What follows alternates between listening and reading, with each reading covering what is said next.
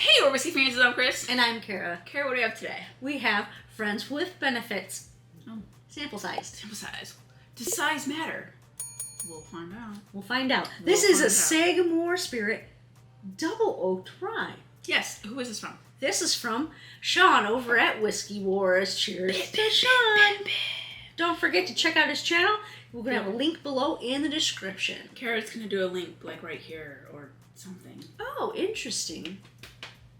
Go, girl. You should get that, take a little snifferoo. Snifferoo? Yeah. Snifferoo, are we like, what? I'm from the 50s. 1950. Oh, I was thinking a lot older than that. I get a little, at first sniff, I got spearmint. I did too a little bit, but it subsided.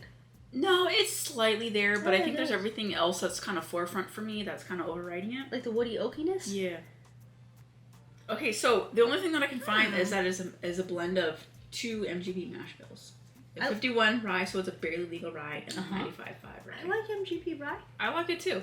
And we've never had this. Huh? It's available to us. We just haven't gotten it for some weird reason, and Sean had it, and we're like, hey, let's try it, because maybe we like it, and maybe it's good news. If we do, we can get it. Yeah, thank you, Sean.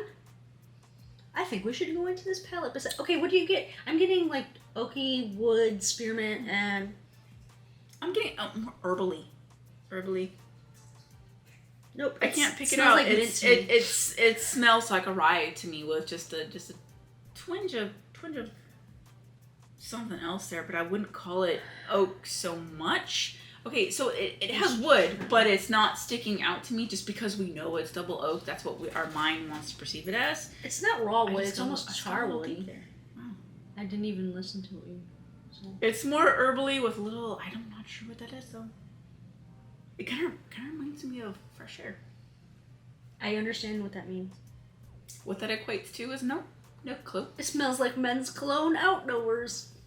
Cheers. But in the most drinkable way, not the offensive way if you're stuck in an elevator, which we've already discussed. Well, I didn't expect that one. Come try that again. Okay, this is not dilly to me, which is a plus. What is it? Not there for the dill. But it does have it's not like a pepperminty, it's more of a spearminty, like Trident gum, but more not harsh, because I don't like the mint. But this I can actually get down with. We can boogie. I don't know. It's what the kids say. I don't think they say that. I don't think anyone says that. Maybe the kids say a couple decades ago. Okay, I can see why a lot of people like this.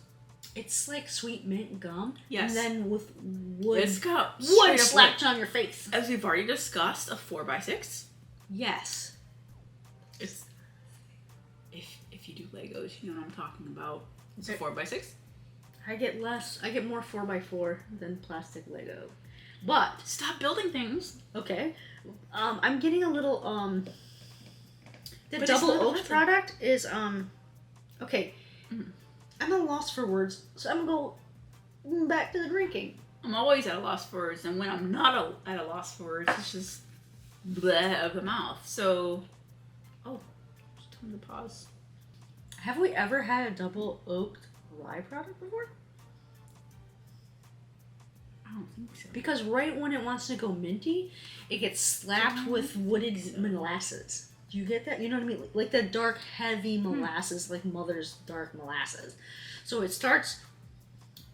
It's like I'm almost a rye. I'm hitting the mint notes, and then it's smacked away by molasses on the finish. Molasses oaky.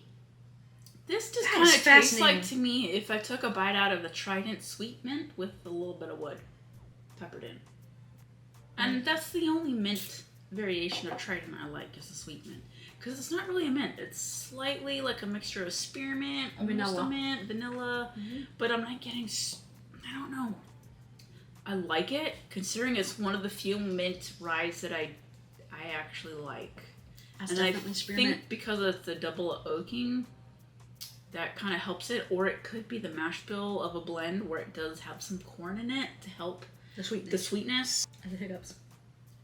What do we do for the hiccups? We drink sugar. Oh, okay. The sugary. I had a old ass piano instructor when I was a child. When my parents thought they were like with money and they weren't, and we had a piano instructor.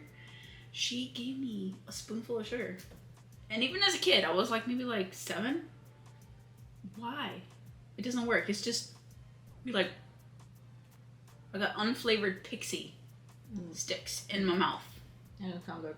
It wasn't good. But on that story, I can play Happy Birthday on the piano. Good. That's what my parents paid for. Great job. So I'm getting. It's the same. Sometimes when I have different sips, and I go back, the palate will evolve. Every time I go back, it's super sweet, and then right in the mid palate goes spearmint molasses wood. Every time. The same journey. Not bad. Something to be expected. And there's something like it's nice to have something that you know what flavor profile you're going to get when you go to it, right? So I don't have no problem with that. The spearmint on this, now normally spearmint borderlines on stuff, a profile that I don't like because it reminds me of mouthwash, right? Yeah. Peppermint, but specifically spearmint reminds me of mouthwash for some reason. But this one, because before it's more of a sweet spearmint than heavily minty, and that molassesy barrel note that finishes over top of the spearmint, it's intriguing. It makes me keep going back to it. Or I just like drinking whiskey. Okay.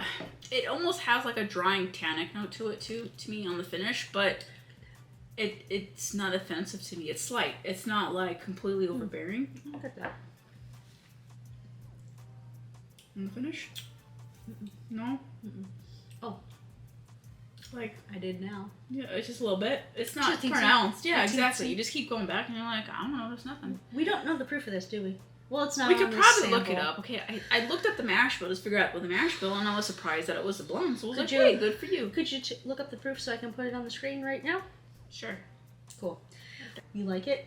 I like it. I would assume it was probably around the $80 range for us in California, because that's usually what their bottles are around here. Can I say something? For having an unusual rye, I probably would pick this over a similar price point of the barrel rye, which is called... That's $99 for the barrel company?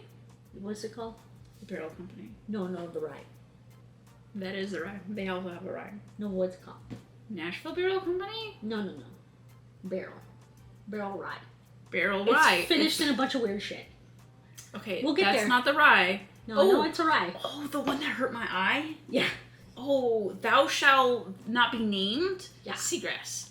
Okay, so they're we can't equate that, though. Okay, no, stop. Listen to me and I'll get there, right? Stop, collaborate, and listen? Yeah, so I'll get there. If you want an unusual rye that's not just down the middle of the plate, you want something different, I prefer double oaked rye over seagrass rye, because seagrass rye tastes like perfume in a bottle, and this is at least semi-whiskey. Can I just say that I love she said down the middle of the plate, like she knows what that sport meaning means? That was awesome. I know baseball. I prefer this over, around the similar price point, I prefer this over Barrel's Seagrass. Yeah, no, but we can't compare it? We can't compare it because we had the cast strength one. We didn't have the regular expression at the same price point. Oh. If we're assuming it was that price point, I'm only guessing around $80 because that's usually what their other offerings are around us here in California, the MSRP. It could be cheaper in other states, but I think this, I enjoy it, and I think the blend of the two mash bills makes me enjoy it more. Mm-hmm. Because I think if it didn't have that little bit of corn in the mash bill, I might be a little too herby. Kind of just not like for my profile. Like right now where it is, because it is sweet. Yeah. I will give it that it is sweet, but it's not over-cloyingly sweet. I used a big word. And I know big word time. That it helps me, and my mind just goes to Trident sweet mint. That hey, I'll buy that mint gum. That's like the only mint gum I'll have, and I'm like, I like it. Okay. I like it. So have you guys had Sagamore Spirit Double Oaked Rye? What are your thoughts? Give us a comment below. While you're down there, don't forget to hit that thumbs up If you like what we're doing, subscribe to the channel and turn on those notifications so you can join us in our next video.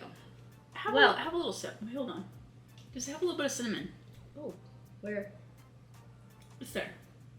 Where? Do you have a little bit of cinnamon, like dry cinnamon, like baking spice cinnamon? A little bit of cinnamon? Sure. Anyway, Sorry. I don't know about you, but I fancy this whiskey. I really enjoy this. I fancy this. Thank you, Sean. Thank you, Sean. This is really good. Cheers. I like it.